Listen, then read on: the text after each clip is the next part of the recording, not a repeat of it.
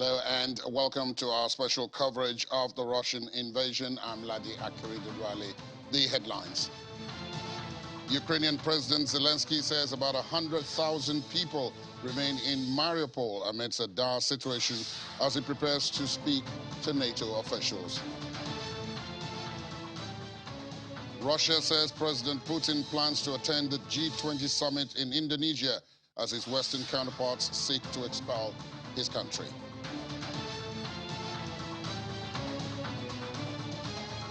The US, Britain, and Russia trade accusations about possible chemical weapons attack in Ukraine.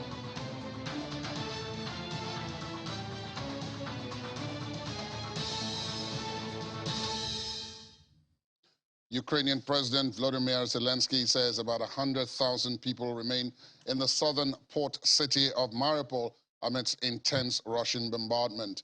In his nightly Facebook address, the president says there are about 100,000 people in the city living in inhumane conditions and a complete blockade with no food, no water, no medicine, and under constant shelling and under constant bombing. He adds that efforts to rescue civilians there through humanitarian corridors have been interrupted by Russian shelling or deliberate terror. According to him, Ukraine has received over 100,000 tons in humanitarian aid in the past 2 weeks. Mr. Zelensky said new Western sanctions would be unveiled against Russia this week when world leaders attend a NATO conference in Brussels. And still staying with President Zelensky, he's expected to deliver a virtual address to the North Atlantic Treaty Organization NATO Summit of World Leaders being held in Brussels tomorrow. An unnamed NATO official had told reporters that President Zelensky is invited to address the NATO summit via video link, adding that it would be an opportunity for allied leaders to hear directly from the president about the dire situation facing the people of Ukraine because of Russia's aggression. A spokesman for Mr. Zelensky had also told reporters that the president would be appearing in a video format at some point during the conference, but that the details were still being worked out. Russian President Vladimir Putin intends to attend a G20 summit being hosted by Indonesia later this year, and that's according to the country's ambassador in Jakarta, following calls by some members for the country to be barred from the group. The ambassador told a news conference that not only G20, many organizations are trying to expel Russia, but that the reaction of the West is absolutely disproportional. The US and other Western nations are considering a move to potentially exclude Russia from the G20. Reuters had reported that Poland had on Tuesday suggested to US officials that it replace Russia in the group and that they received a, quote, positive response. The G20 is a grouping of the world's largest economies which aims to coordinate action on issues affecting the global economy, including climate change and development.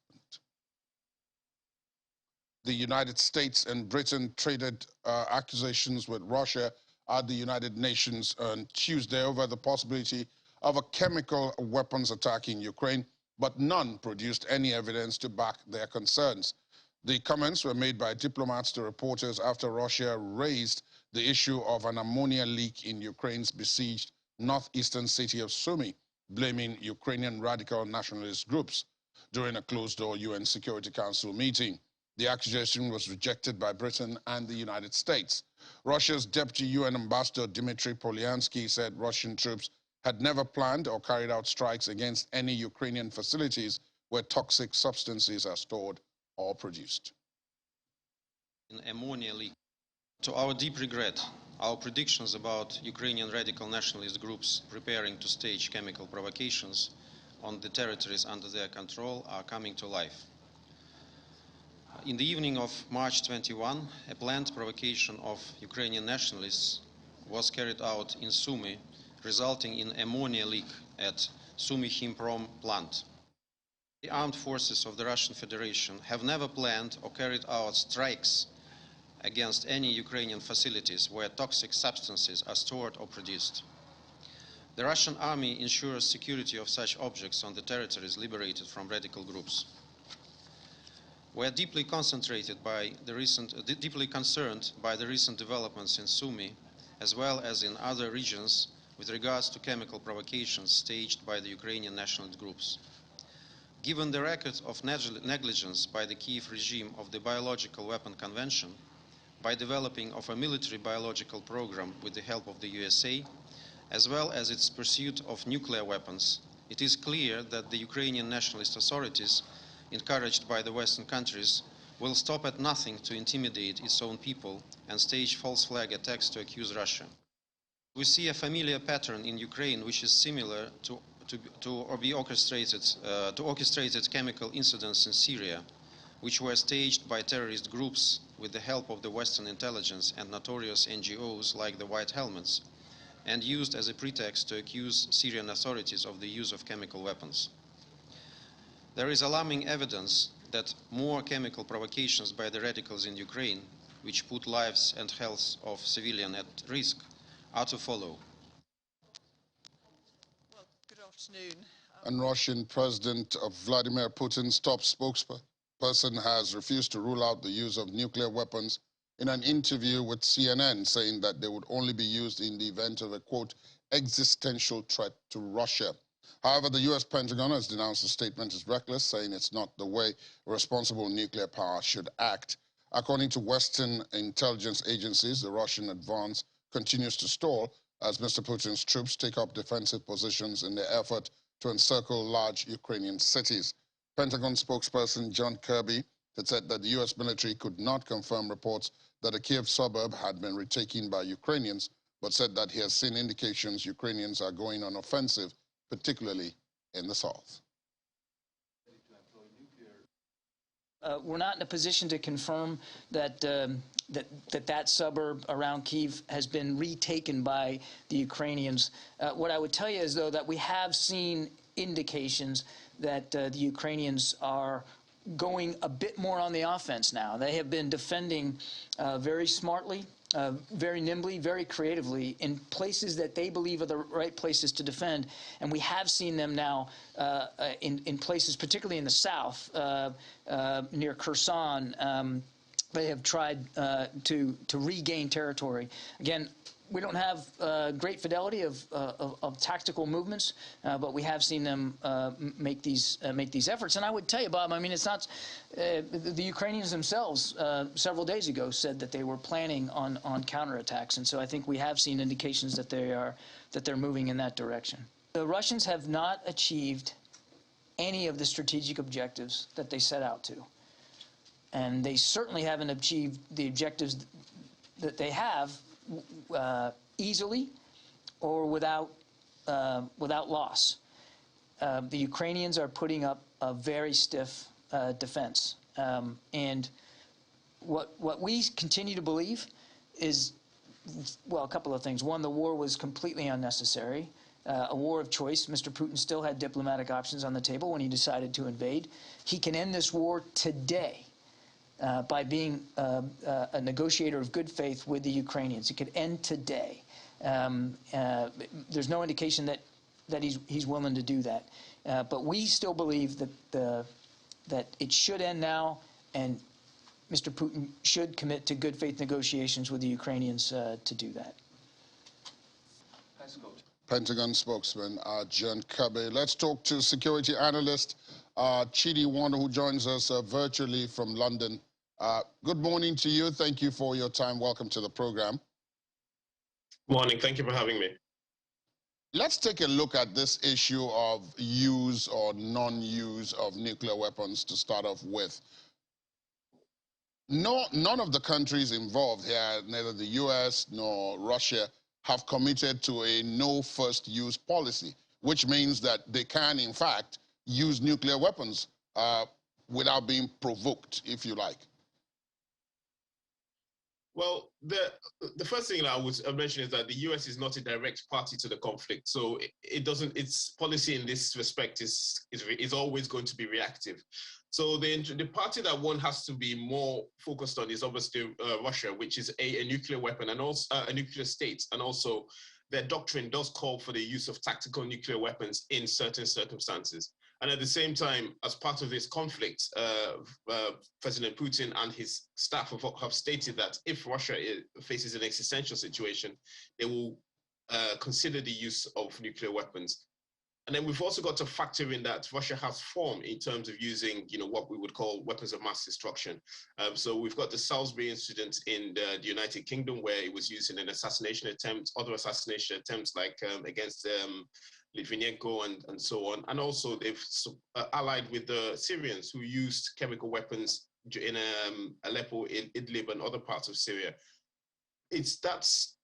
That's where we would look at this in terms of people who have form or people who have a reputation of doing this, whether they would risk such an escalation in Europe, in a country bordering NATO, is another story. Let's take a look at what the Pentagon spokesperson talked about now, the issue of good faith negotiations.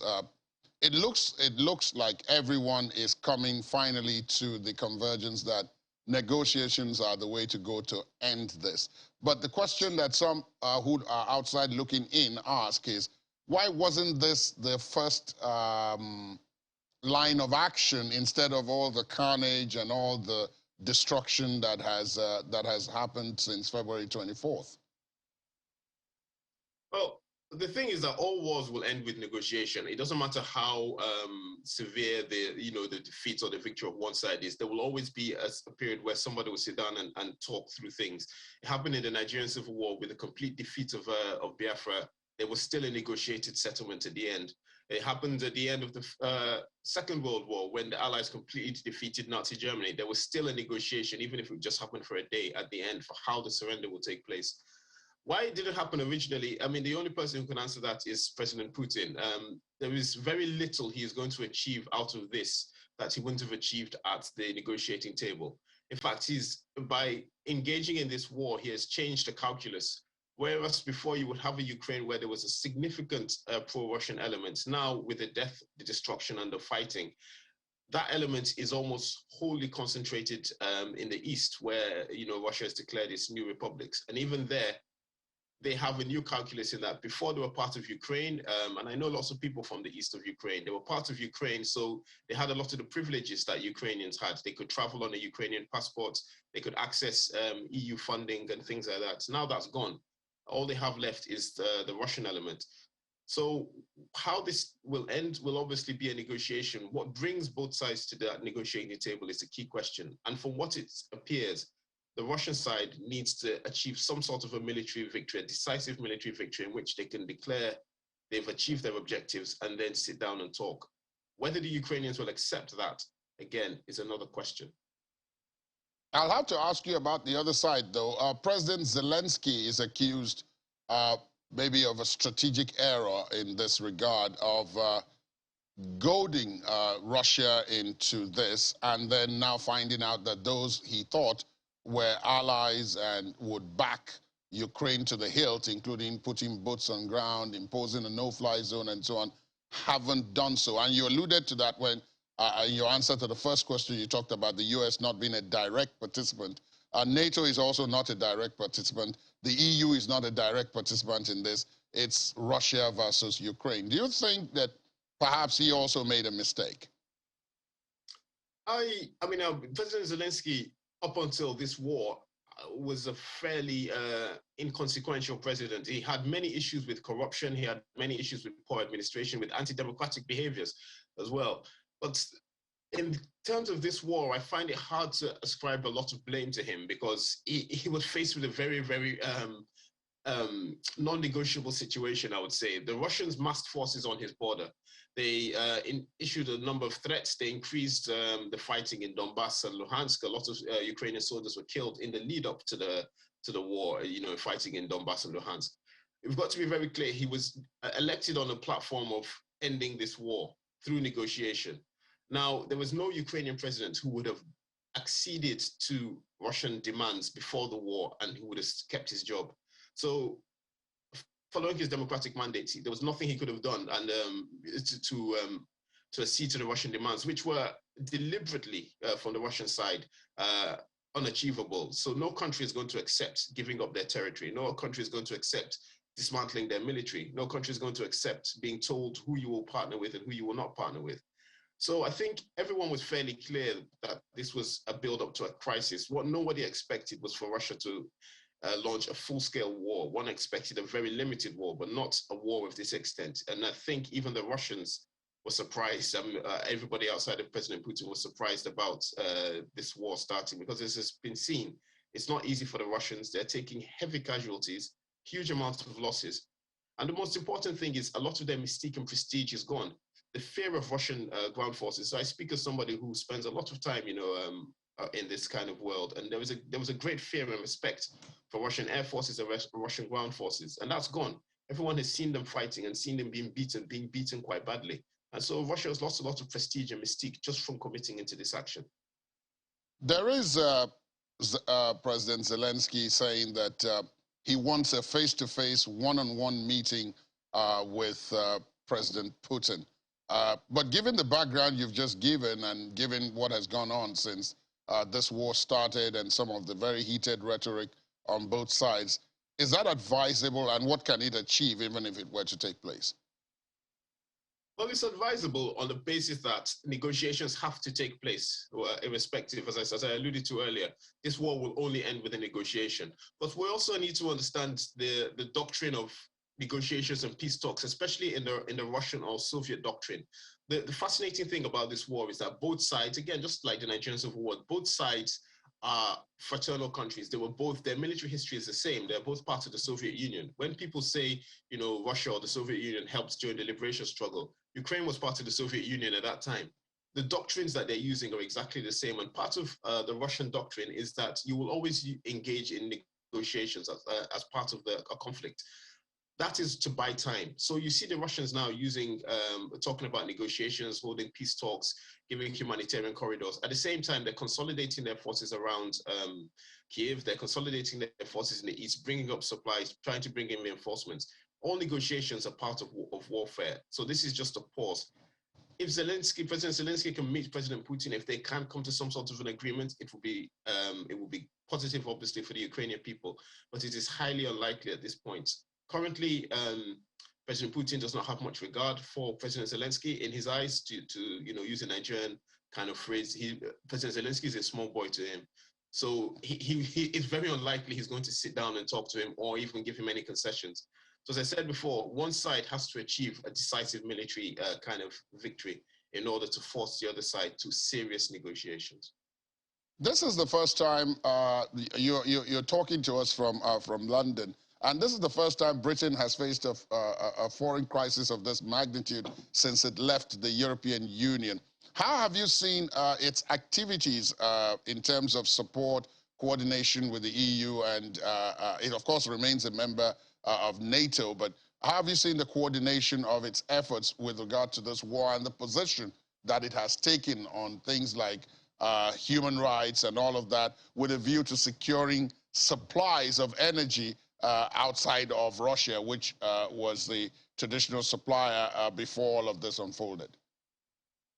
So that's a fascinating question, because this is, as you said, this is Britain's first big test post Brexit, and we would say that the record is mixed in terms of it's shown really great leadership and strong support in terms of sending weapons, especially the NLAWs, the Javelins, and other weapon systems and other forms of advice and guidance that it's providing to Ukraine. It's also shown a lot of leadership in terms of coordinating sanctions. At the same time, it struggles because, like everybody in Europe, they've got drunk on Russian money. The UK has a huge amount of Russian money. A lot of oligarchs and Putin's friends and allies are living here, and their wives, their mistresses, their children are either living here, studying here, have their money here. And the UK, delayed its sanctions just long enough for them, a lot of them, to move that money. At the same time, as you said, we've got the energy issue. So the rest of Europe, especially the further east you go in Europe, from France, Germany, all the way up to the Central and Eastern European states, they're heavily dependent on Russian gas. This is a legacy of the Cold War, where people wanted to make sure that there was an economic interdependence between the Soviet Union and Western Europe, so as to reduce the probability of conflict. Now, that is a difficult thing for these countries to wean themselves off, because you need to develop a whole new set of infrastructure to bring LNG in from the coast or gas in from the North Sea. And at the same time, we've got the climate crisis, where everyone's trying to wean themselves off fossil fuels. Europe should have done this a long time ago, but they're doing it now. Now, for the UK, it's very easy to wean yourself off Russian gas because we don't really use that much Russian gas, which is why we can go to Saudi Arabia and other countries and Qatar and ask them for help. And I think the final element of this is the domestic element in the United Kingdom. Prior to this crisis, the British government was in its own internal crisis about lockdown. I mean, it seems very childish now to talk about lockdowns or Partygate and whether the Prime Minister had cake, at his party or not, and things like that. And it was deeply unpopular with the British people due to how lockdown had affected a lot of people. This crisis has saved them. The Prime Minister has been able to act like a statesman, act like a serious person, and take away a lot of the pressure that was on him and his party due to what we call Partygate here. And then the final element is in terms of the military. Now, something that puts a lie, to be honest, to Vladimir Putin's fear of NATO is that Europe has been rapidly demilitarizing since the end of the Cold War. The British Army in its last review cut its soldiers down to less than 80,000, which is a tiny number for a country like the United Kingdom. It has less than 200 tanks. It has no armored personnel carriers. It's cutting its fighter aircraft. Its biggest investment has been aircraft carriers, for which it doesn't have enough aircraft. So what we've seen in Europe is, whilst Vladimir Putin has talked up the threat of NATO, in reality, NATO is militarily quite weak, except for the United States. What this crisis has done is shown that the value of having an army, the value of having well-trained, well-equipped forces, and the big crisis that's not being talked about, and we might see that today with what's the spring statement from the Chancellor, who is the finance minister here, is whether the United Kingdom will start building its armed forces up again, or whether it's going to remain as a small force that in its current state could not confront the Russians the way the Ukrainians are. So these are the key domestic and international factors that I think the UK will be focusing on. There's a lot to unpack there, and as you said, in the coming days, we'll know how this all pans out. But there's just enough time for me to say thank you very much, Chidinwanda, for joining us this morning from London in the United Kingdom. Thank you for your time. Thank you. All right, we'll take a break. We'll have updates, further updates, that is, on day 28 of the Russian invasion of Ukraine. Please stay with us.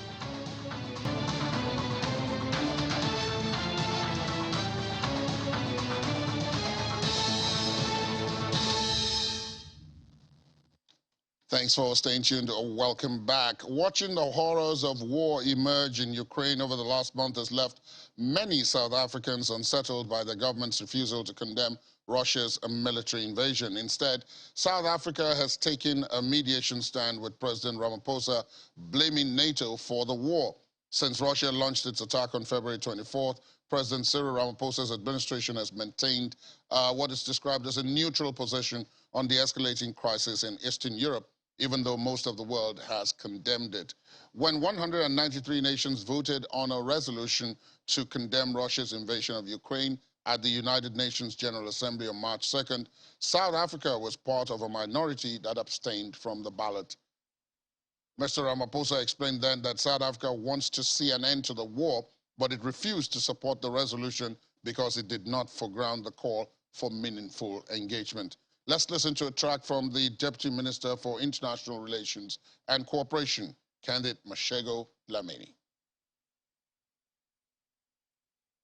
Deputy Speaker, South Africa's approach on the Russian-Ukraine matters has been based on the following key principle, which in turn are based on the foreign policy, to expressing deep concern at the violation of the UN Charter and international law, the loss of life, the humanitarian impact, and the forced displacement of people as a result of war in Ukraine.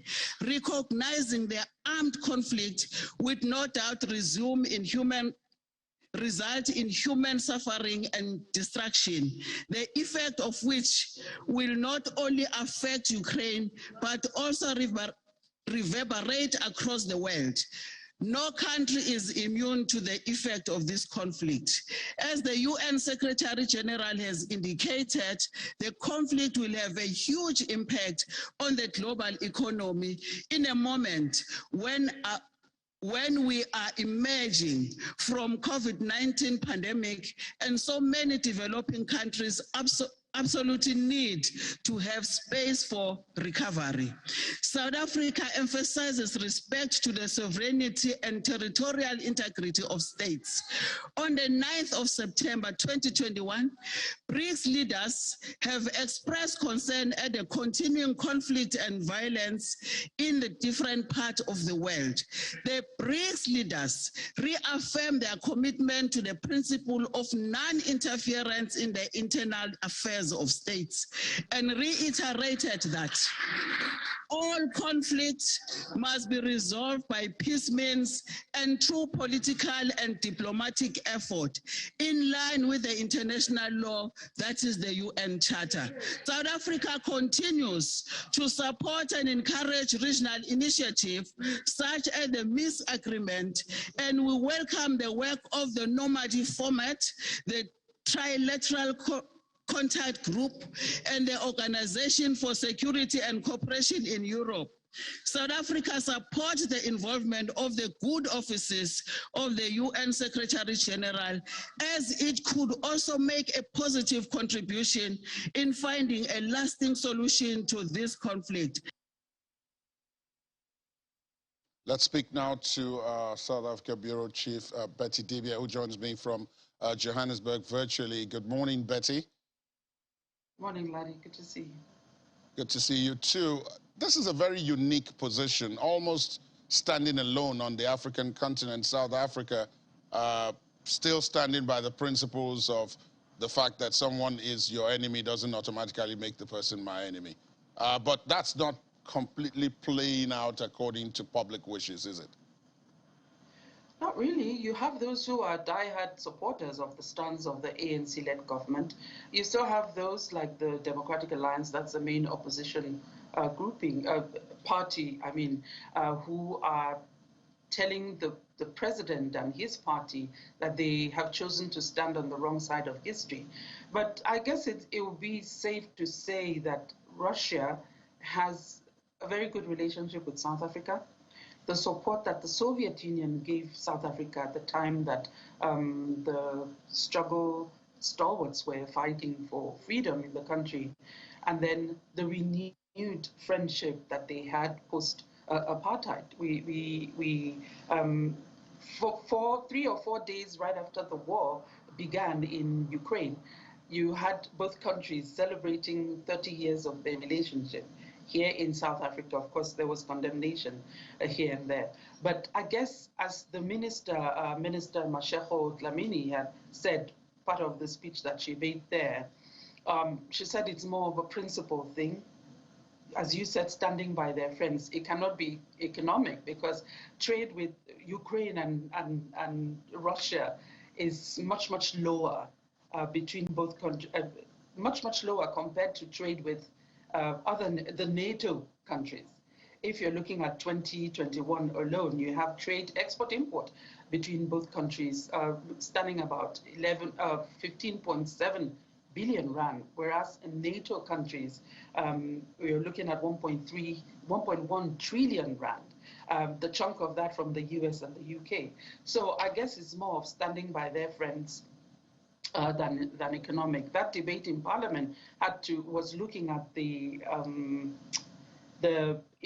economic impact of this. The DA spent time talking about it. The DA has been quite vocal. That's Democratic Alliance, draping the City Hall with the colors of Ukraine, standing by Ukraine. We've seen small protests here and there in support of Ukraine, condemning Russia, and we've also seen pro-Russia statements. The EFF actually visited the High Commission of the ambassador to Russia, Ilya Rogachev, declaring their support for Russia, asking the government of South Africa to deepen economic ties with Russia. Whereas the president also got some criticism for calling. On the 10th of March, he called the Russian president, talking about the best way to get to calm things down. But he got some criticism in that debate in Parliament, saying, why haven't you called the president of Ukraine? One of the ministers defended him, saying, don't talk about what you don't know. Maybe there's negotiation, behind the scenes that we don't know about. But there's so many things going on. You have divided opinions regarding this. And there are people who are also saying, what even can South Africa do? African countries don't even have much of a say. And President Ramaphosa has been saying this, talking about the reforms of the UN, saying the UN has to have some more bite and be able to resolve things through diplomacy, through engagement and negotiation. Of course, if a look back at history, those who take a look back at history will not be surprised at the position that South Africa is taking now. And when they hear you talk about the South African government, you had praised it that by calling it the ANC-led government. The ANC and what was known as the Soviet Union were very, very close. And South Africa had many other friends who were not particularly well-liked in the West, the likes of Fidel Castro and Colonel Gaddafi, and they stuck with all those people right until the end. So this isn't really a surprise, is it, at the level of government? Certainly not. It's not a surprise. The Soviet Union was present in South Africa many decades ago, and the relationship went cold, especially when the Soviet Union started supporting the struggle. When incidents like the Sharpeville massacre, which we commemorated last Monday, happened. So they became the enemy. But things started getting back in 1992 when diplomatic relations, 1992, yes, diplomatic relations were restored. You had the official visit of the clerk to Moscow. You had, who can forget the picture of Nelson Mandela and Boris Yeltsin in 1999, I think, when he visited Moscow to endorse the declaration on the principles of friendly relations and partnership. So they are friends, and they're not shy to say that. Vladimir Putin, that's the president of Russia, I think was the very first head of state of Russia to visit South Africa too as well. So there are many areas where they collaborate under BRICS, as the minister has said, under the United Nations, the G20, and science as well. Recently, the Omicron study mission, when Omicron was unveiled here in South Africa, they stood by the country as well. So it's the friendship that has come a long way, and they're sticking with that friendship. Finally, before I let you go, Betty, I must ask, of course, about the point you raised earlier about mediation efforts. South Africa has emphasized the issue of mediation, that what is important is not condemning one side or praising the other, but mediation to end the conflict. But in practical terms, beyond the phone call you referred to between the two presidents of Russia and South Africa, what can or what is South Africa doing or able to do towards bringing the two parties or the number of parties involved together to resolve this? It is still mediation, talking. That's what they're doing. How much impact that will make is another thing entirely. The Ukrainian ambassador in South Africa had said, okay, use your leverage on your friendship with Russia to do much more, leverage on that friendship to, of course, they were disappointed with the voting pattern, or the vote of the abstention of South Africa from that vote at the UN. But they're saying leverage on that to negotiate much more, go deeper, and reach out to both sides to ensure that you draw them together. Probably they're doing that, we don't know yet, but we know President Ramaphosa is quite a negotiator. So maybe he doesn't want to let out everything that's been done. But we know that they're talking to Russia. How much they're engaging with Ukraine, we don't know yet. Maybe that will come out in a few days to come. And going back to that vote, I guess they're also cautious, about what happened, the fiasco that happened in Resolution 1973 or 1973.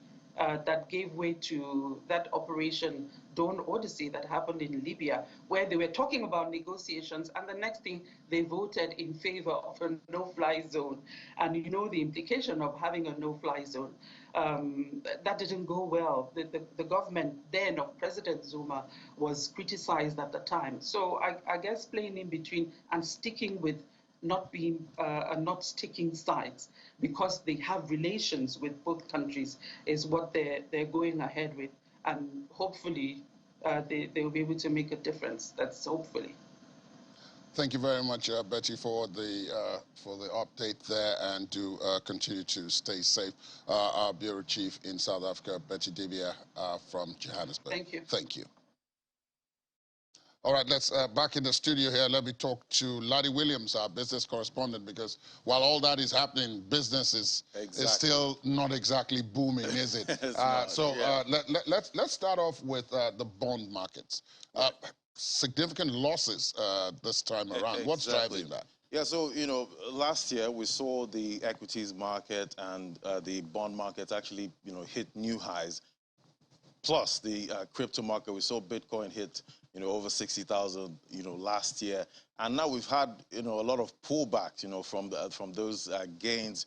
And, you know, normally you would have there's a relationship between the equities markets and the bond market. When you see the equities market going down, you see that investors are moving, you know, into the bond market, right. And you see, you know, yields are trending up. But what we're seeing now is we're seeing both markets actually drop at the same time. And every investor, you know, wants a diversified portfolio.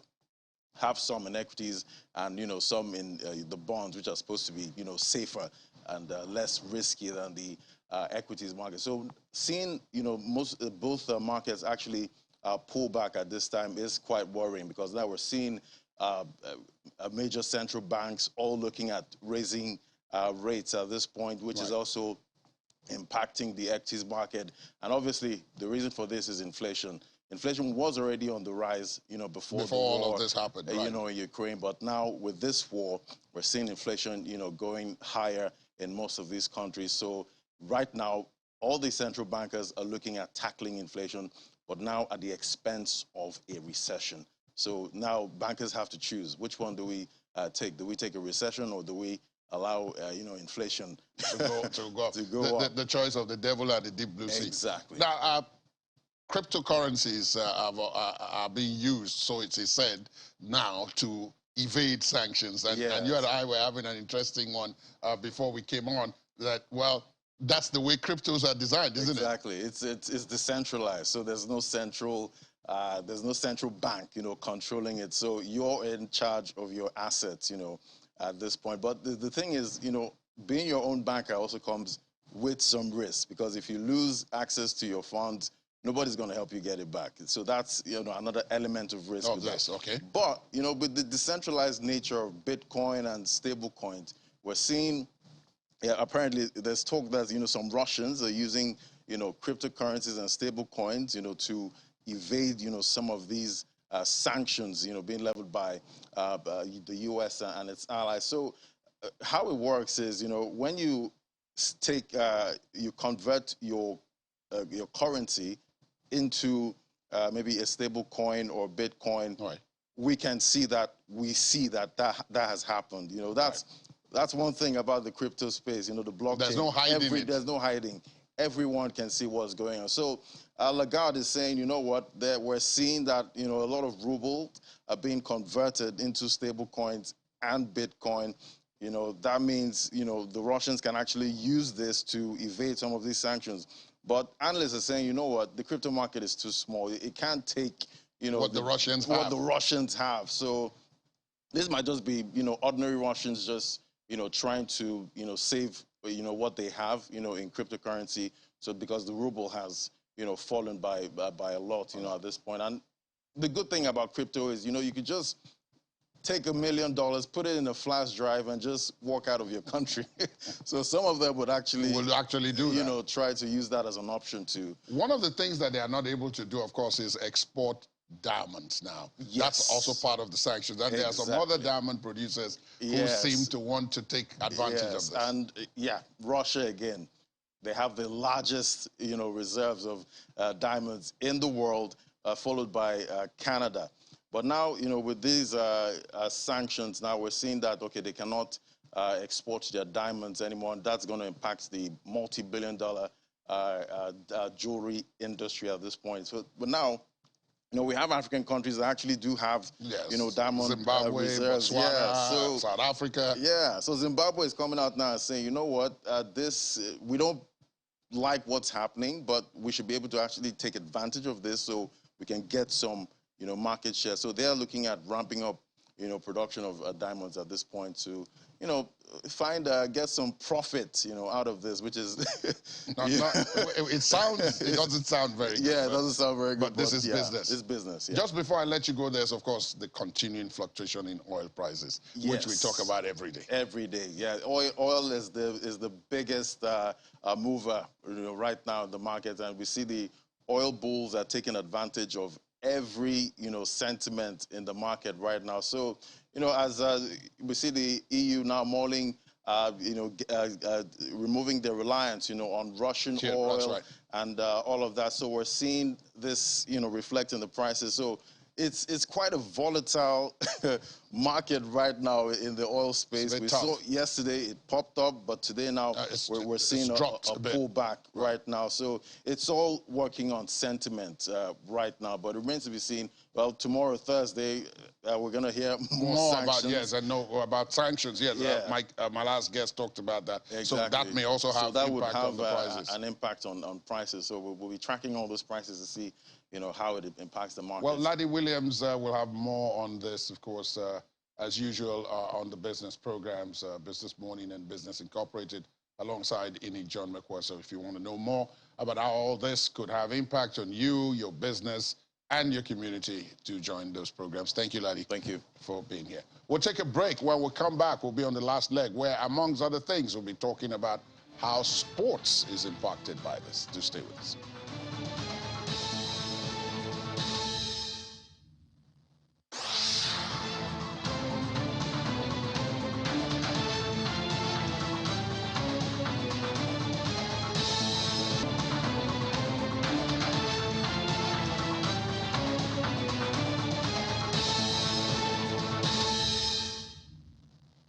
Thanks for staying tuned. The conflict between Russia and Ukraine is having a ripple effect on neighboring Belarus. Some Belarusian state-owned enterprises, including the country's forestry department, are planning to send their products to other countries like China. Most of them hope the crisis is resolved quickly. As the conflict between Russia and Ukraine continues, neighboring country Belarus is feeling the impact as a land-based transport hub between Asia and Europe. This is not a traffic jam. This is one Financial and economic sanctions imposed by the EU seems to have disrupted its economy. Trucks were seen waiting in long lines near one of the few checkpoints that is still open to Belarusian truck drivers near the border with Poland. For years, driver Anatoly Miseko has been commuting between Belarus and Poland, but now it is becoming difficult because of economic sanctions imposed by the European Union. The queue wasn't long before the sanctions. It took us about 3 to 4 hours to pass customs. Now it's unpredictable. It could take 2, 3, or 4 days. He said that his pay has dropped since the EU approved new sanctions against Belarus for its alleged involvement in the conflict. According to drivers, the truck queue was as long as 15 to 20 kilometers last week, and sometimes it takes the truck drivers days to pass customs. This has a huge impact on Belarus's role as a transport hub in Central Europe. The transportation service, BVT, has felt the pinch. One of the products on the EU's sanction list is timber from Belarus, which accounts for a large portion of BVT's business. Because of the sanctions, the number of trucks coming in and out is decreasing. We are planning to increase our delivery fees to make up for the losses. These sanctions are making our situation very complicated. Railway transports connecting Eastern and Western Europe have also been affected.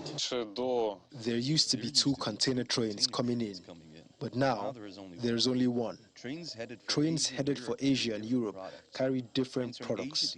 Trains from Asia to Europe containing miscellaneous products from equipment to daily necessities.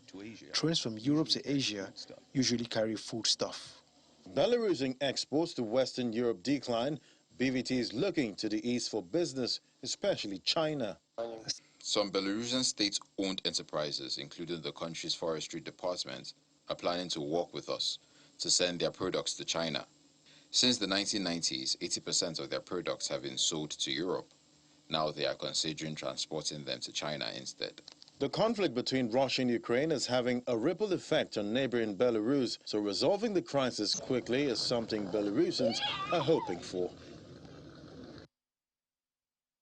In sports, controversial figure skater Kamila Valieva is set to compete in the Channel One Cup in Saransk, which is a Russian-only event organized to clash with the World Championships. The 15-year-old crashed out of medal contention in the women's single at February's 2022 Winter Olympics. She was allowed to compete in spite of a failed drug test coming to light after she had helped the Russian Olympic team win the team event.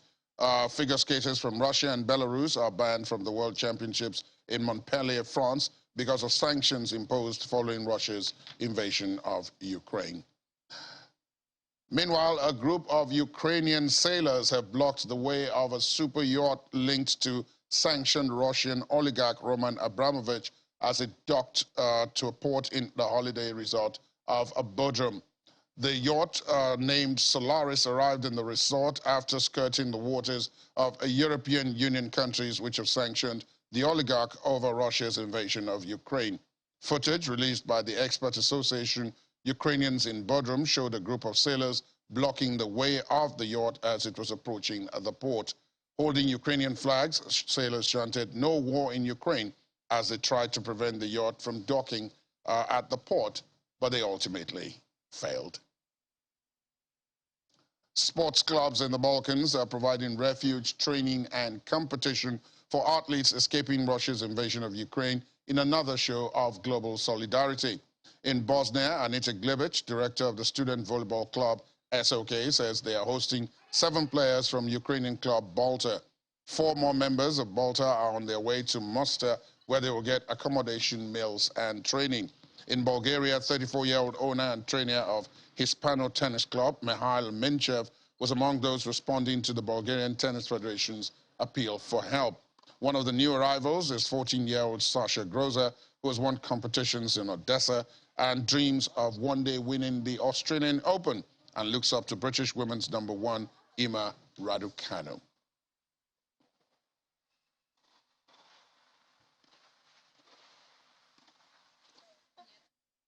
And finally, a Russian artist and a Ukrainian owner of a villa complex on the Indonesian resort island of Bali have come together to promote peace and unity through a giant work of art.